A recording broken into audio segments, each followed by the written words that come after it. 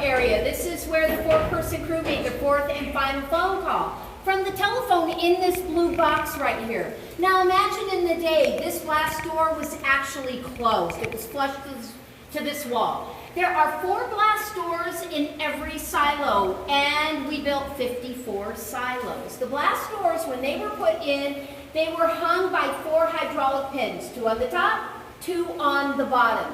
So when the commander on this side of the threshold was phoning the commander on the other side of the threshold in the control center, he was asking that the pins be retracted. So I will show you when we get into the command control center the buttons that the commander pushed so that these 4 hydraulic pins retracted. And then that allowed the crew on this side to tug open the door. Usually it was the BMAT, low man on the totem pole, that tugged the door open. When the blast doors were put in, they were hung 1/4 of an inch off the ground. Today, they remain 1/4 of an inch off the ground. This side of the blast door is considered soft side. What that meant was in the event that we had to launch the Titan II, or there was a natural disaster, or this silo had been compromised in any way, this would all be gone. This would not support that, which I just described.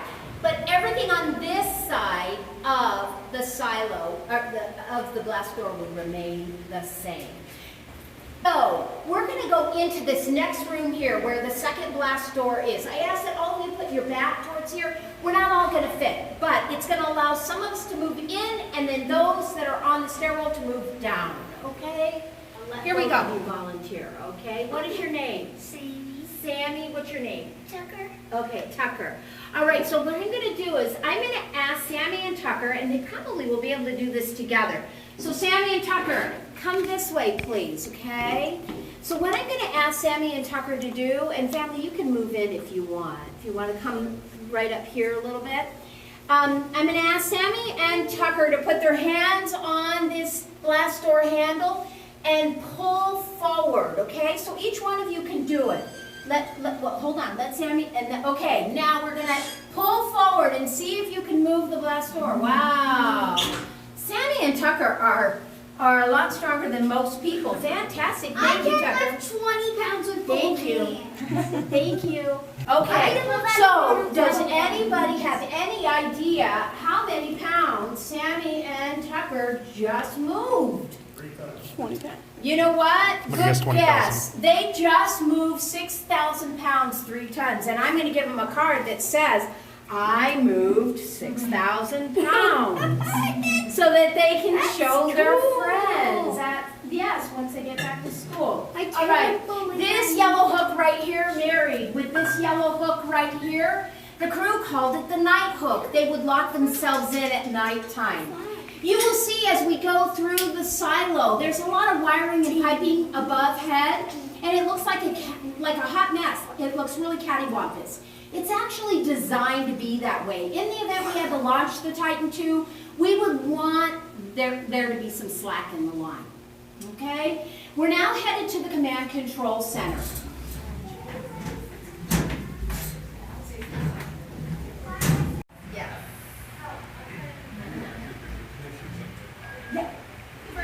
Commander, anybody interested? All right, fantastic. Have a seat right there, please. Thank you. So, I showed you this facility, this 3-level facility in the briefing room by way of that watercolor. This is 3 levels. Above us is the crew's quarter. That's where the crews dined and rested. I use the word rested. They did not sleep. So they rested for about 3 to 4 hours in their 24-hour alert or shift. And below us is the engineer room. So in the engineer room, there's the electrical and the plumbing, and the escape hatch is down below, and the pair of you need to know that, okay? All right. There's a bench right here if anybody wishes to sit down. You may sit down on that bench. All right, so the 4-person crew consisted of 2 officers and 2 enlisted. An officer, missile combat crew commander, who sat right here, was in charge charge of the crew and in charge of the control panel in front of her. Deputy Combat Crew Commander, who sat right here, was in charge of this panel here, the locator board, and the communications behind her. An MFT, a missile facility technician, he was in charge of this panel right here and 14 other, and a BMAT, a ballistic missile analyst technician. Remember, low man on the totem pole, we tugged open the door. He was in charge of all this guidance system right here. In fact, the BMAT had to go to school for 1 year before working in the command control center. It is suggested that he was the smartest of the four-person crew. The first thing that the commander and deputy commander and the other two crew members did was they came over to this emergency war order safe and they put the respective locks on this safe. Neither one of them knew each other's combinations to their locks. These locks were very important, and when they weren't on the safe, they were guarded with the person who owned the lock, guarded it with all their might. The second thing that they did was the commander and deputy commander sent the BMAT and MFT out into the silo, push every button, pull every lever, open and shut every single door. They did this exercise in the event they needed to launch the Titan II. They wanted to make certain everything was in proper working order.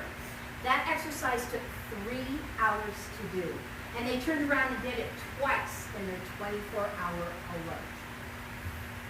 You will see in this command control center some very large springs. There's one off to my right, 2 off to my left. There's some behind you and some behind me. There's actually 8 of those large springs in this command control center.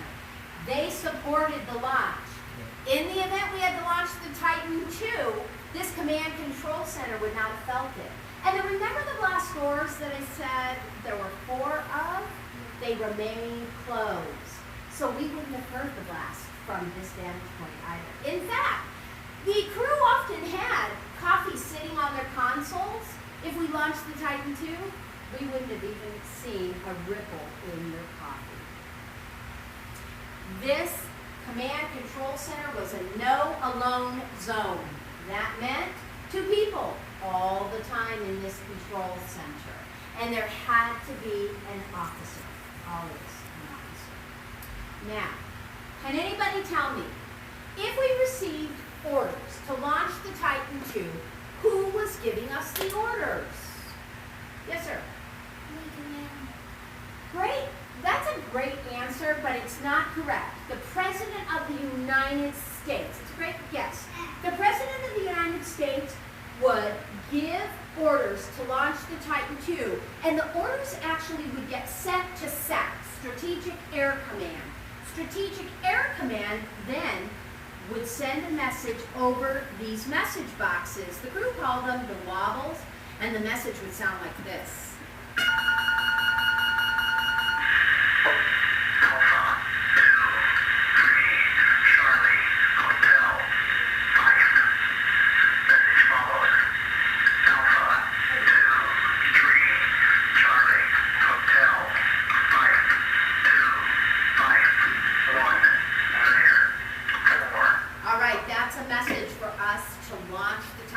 So the commander and deputy commander pick up their red notebooks, and they open up their notebooks. They begin writing the 41-character message down. Then they trade notebooks with one another. They traded notebooks because they wanted to be certain that they both heard and wrote down the very same message. The message repeated itself twice. Then commander, deputy commander go over to the emergency war order safe. They open up their respective locks. They pull out 2 things from that safe. They pull out the emergency war orders and the keys to launch the Titan II. In the emergency war orders was some confidential information. Information, actually, that the crew needed to authenticate against the President of the United States war message. So, they picked up this cookie. This cookie in the day was actually plastic. They would crack open the cookie against this piece of metal, and there was this cookie with top secret information that they were verifying against the war orders that the President of the United States carries in that football, remember? So, Time of launch is always the responsibility of Deputy Commander. So she picked up her grease pencil and she wrote time of launch on the Greenwich Mean Time clock right here. Military knows it as Zulu time. We know it as Universal time. Then the commander, in the war orders, there was a 6-digit code. She turns around and gives that 6-digit code to the BMAC. The BMAC puts it in the control butterfly valve lock. Gets a green light. What that does is that opens up this butterfly valve. There were 4 butterfly valves that sat on the Titan II. That allowed us to store the propellants on the Titan II. So the 6-digit code goes into the butterfly valve lock. They get a green light. It's a good code. It opens up this butterfly valve. There's a pin that sits right here. It releases the pin. The valve opens up, and the propellants begin mixing and flowing. For those of you who are curious about the propellant was 50-50 jet fuel and oxidizer. The oxidizer was hydrogen acid.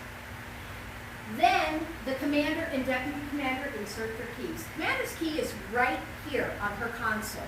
Deputy commander's key is off to the side. They are 7 feet apart from one another. Can anybody tell me why? That is correct. So one person doesn't go rogue and turns the keys at the same time. Now we're going to do our simulated launch. I'm going to share with the pair of you what it's going to sound and look like, and you're going to take over. In just a couple of minutes, I'll ask the 2 of you to put your hands on the keys. Then the commander is going to do an abbreviated countdown, beginning at 3, 2, 1. And then I imagine with some enthusiasm, you'll say launch. The pair of you will turn the keys to the right, hold for 5 seconds, and then commander, there's some lights that are going to come on. Pardon my backside. The lights that are going to come on are right here. Launch enabled, batteries activated. ABS power, silo soft. You see those? They will start to light up. When they light up, I want you to call them out that they're lit so that I can share with our guests right here what's going on in the series of launch event. Okay? Ready?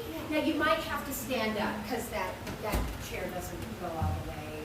All right. So commander, deputy commander, go ahead. Place your hands on the keys. And your key there is right there. And then you can begin your countdown with 3, 2, 1. Launch. Turn your keys to the right. Hold for 5 seconds, please. Launch enable, batteries activated. Okay, go ahead, release your keys and have a seat. So, launch enable means that the BMAT put a good 6-digit code in the butterfly valve lock, got a green light, the butterfly valves are open, propellants are mixing. Batteries activated. There are 2 28-volt batteries on the Titan II. They are charging right now, and it only takes 28 seconds for them to charge. We have APS power, Commander. Very soon, APS power is going to come on. That'll suggest that the Titan II is fully charged, running on its own internal power. Silence off. The 2 760-ton doors just opened up, exposing the Titan II. The next one is Guidance Go. The Titan II is asking, where am I located right now? Where am I going? By way of the guidance control indicator, the MAGAS. That's the Glaston alarm. We have fire in the silo. We're putting out the fire by pouring 9,000 gallons of water per minute into the silo. Not only to put out the fire, but to support the launch. Do we have liftoff? We have liftoff. The Titan II has exited the silo. It is traveling 18,000 miles per hour, 6,300 miles away to Target 2. Can anybody tell me where Target 2 is? Moscow. Correct. If you're shaking your head back and forth, no, you can't, you're right. Or if you stayed silent, you're right. We didn't know back then where Target 2 was, and today it remains confidential information. We still don't know.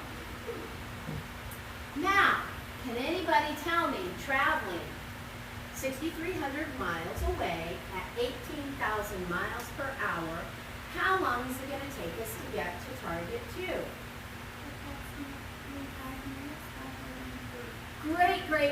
Great guess, but it's going to take about 35 minutes for us to get to Target 2. And when we get there, we're going to create a ground burst. That ground burst burst is going to look like this. It's going to be a 450-foot hole in the ground, 3/4, almost a mile wide.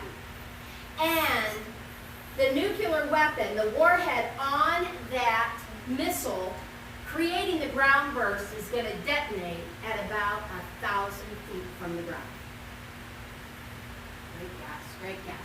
All right, so now, can anybody tell me, how did we know we were going here in Tucson to Target 2? We were going to send all 18 of our missiles in the direction of Target 2. But how did we know we were going to do that? Because it says right here on the commander's console, it's lit up. We're going to go to Target 2. Now, defense could have changed that up on us at any given moment. And if they did, then the BMAT, the smart one of the team, would reprogram these target burst controls. And this tape right here would look very different. Now you're probably wondering, what happens to the 4-person crew after we launch the Titan II? Well, they were instructed to sit and wait for any messages that would come across these message boxes suggesting that they stood a chance of escaping. And if you were going to escape, ladies, where were you going? That's right, down to the 3rd level, the engineer room, and out the escape hatch. The door was going to take the 4 of you, you're going to have to work as a team, the 4 of you, about 3.5, 4 hours to get that door, escape hatch door off. And then they were instructed to walk 20 miles towards the mountains to meet the remaining Tucson crew. But what's the likelihood of that happening if we have nuclear war? They weren't going anywhere. So if we had nuclear war here in Tucson, they weren't going to go anywhere. So the crew, the 4-person crew, had 30 days of food and water and 21 days of air. The scale looked a little like this. They certainly were not going to starve to death. The moral of the story is this. We did not have to launch our Titan II. Don't forget, we were not launching first. If the Soviet Union had launched their weapon in our direction, then we were going to launch the Titan II, but only if that had been the case. So peace through deterrence worked. And I'm grateful for that, because as a native Tucsonan, I would not be here speaking to all of you today if we had had World War III. So peace through deterrence worked. Don't forget that this was a one-and-done situation. And if we had received orders to launch the Titan II, we were sending all 54 up and over in the direction of the Soviet Union. We were also going to manage the situation by way of our submarines and the weapons we had on the submarines, and then our aircraft in the air as well. Yes, ma'am? If you launched the missile and it took about 30 minutes to get there, wouldn't they have got some kind of alert? Okay, say that again. If you were to launch the missile and it takes about 30 minutes, wouldn't they have got some kind of alert? They be in the United States or No. Oh, sure. So the Soviet Union was going to launch first. Okay, that was the agreement. The United States said, we aren't going to launch our missile first, but if you come after us, we will then retaliate. So they knew we were coming if they had already sent their missile in our direction. Would they know where it would hit? Would they? Because of where it was going, would they have gotten an alert around where it would hit? I'm sure that they probably would have. Yeah, I'm sure that they probably.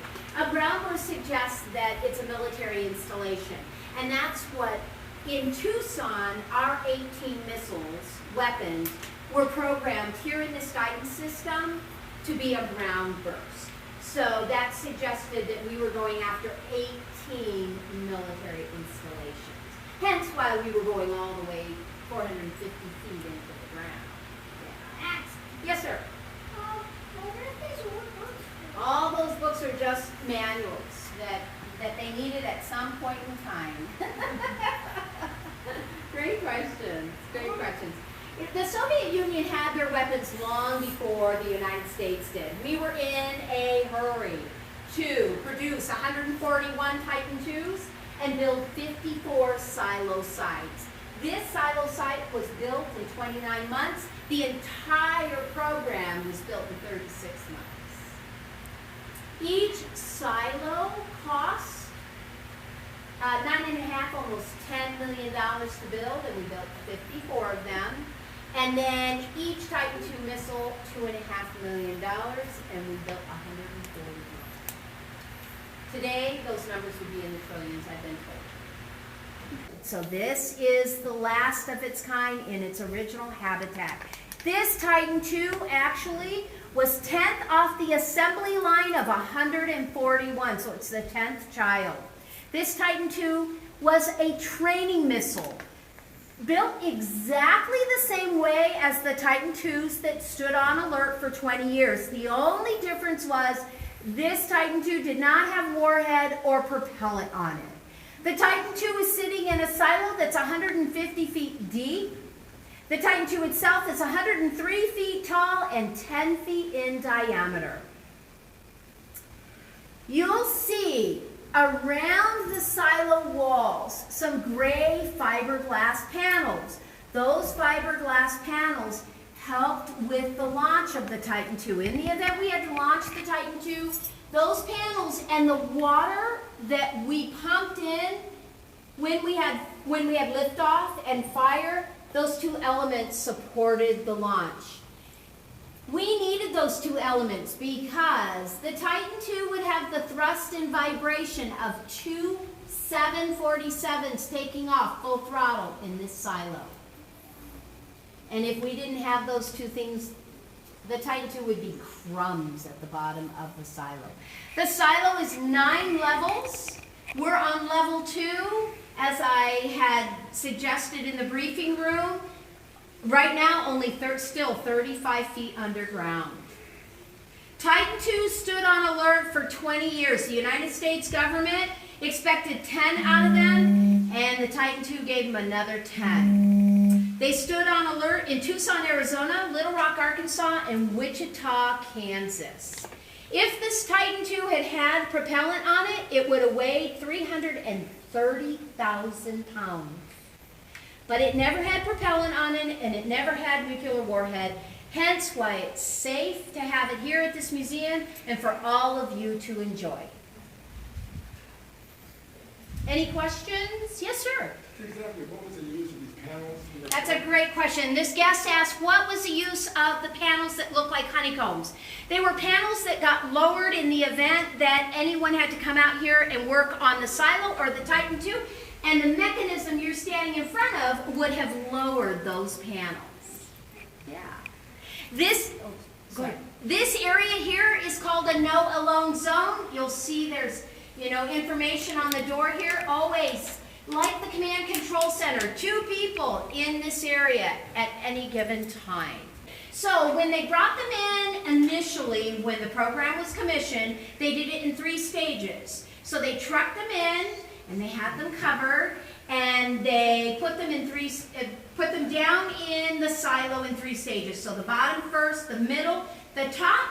They put the warhead in the RV, re-entry vehicle, and then they fueled it. There are some Titan IIs that actually had, when they decommissioned the program, it actually had the original propellant on it, 20 years worth sitting there. And they decommissioned, so this silo site 571-7, was decommissioned November 11th of 1982. And when they decommissioned, they did it the same way, but in reverse. As we were coming down the cableway, you probably saw to your right some suits. Those were fueling suits. In the event we needed to do anything with the propellant, the experts from Davis-Monthan Air Force Base would be called, and if they were working on the propellant, they would put those fueling suits on. Any other questions?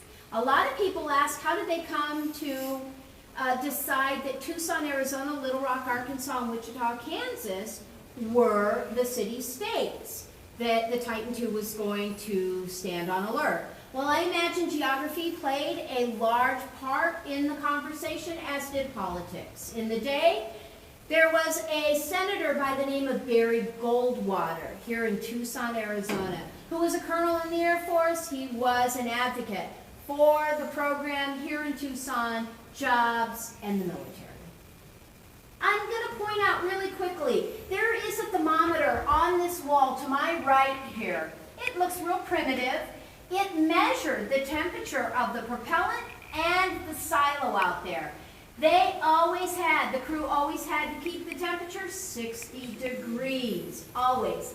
If it got colder, the propellant, because it was liquid, would gel. If it got hotter, potentially it could cause fire. So they always had to keep it right at 60. And they did so with various ways. One was a chilling cooling system. That's right. It was correct. It was suspended. That's why it was able to support. Okay. You know, now if it was nuclear war. The emergency door. The what? Why did the emergency door take 3 to 4 hours to open? It's huge. So it's like An example of a low-frequency antenna is the one that's a sphere that looks like an egg beater off to my left here. On either side of all that equipment, the air conditioner carrier that's sitting out there, are tipsy alarms. The air conditioner carrier is sitting on the crew's fresh air shaft and escape hatch. So they needed to put tipsy alarms on either side of the air shaft and the escape hatch because they didn't want anything to happen to the crew. In the day, the tipsy alarms would go off all the time. It's a Doppler system.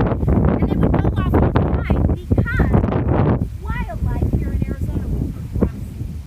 But the 4-person crew could not just assume that it was wildlife, and they never would come up to assess the situation.